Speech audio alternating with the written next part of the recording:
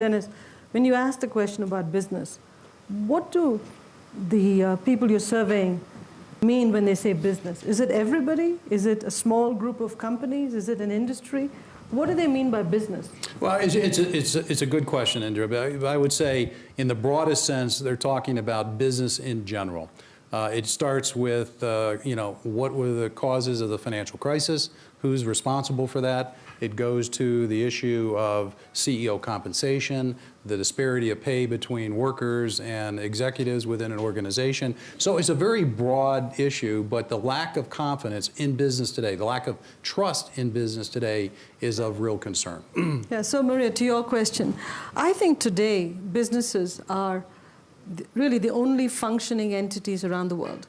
They create the jobs, they're the engines of efficiency, and if we don't have private enterprise and business, I'm not sure economies can be successful, especially at a time when governments are unable to enact policy within countries or on a coordinated basis around the world. So if you don't put your trust in business, who are you going to put your trust in?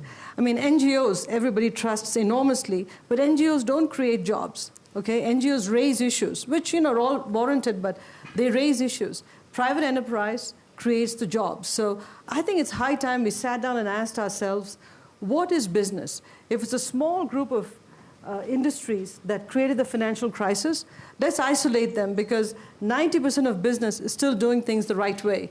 So I think it's important we really get down to a definition that's more specific. And I look at the Edelman Trust survey, and it actually says trust in business is improving. I think it improved about 10 or 12 points over the last survey. So I'm going to look at this and say there are green shoots of recovery, if you want to call it, on this trust aspect. So I'm hopeful that people will realize that you need business to get economies going. And as long as governments start accepting that business is needed to keep the engines of economy going, I think we should be in an okay shape. You make a lot of good points.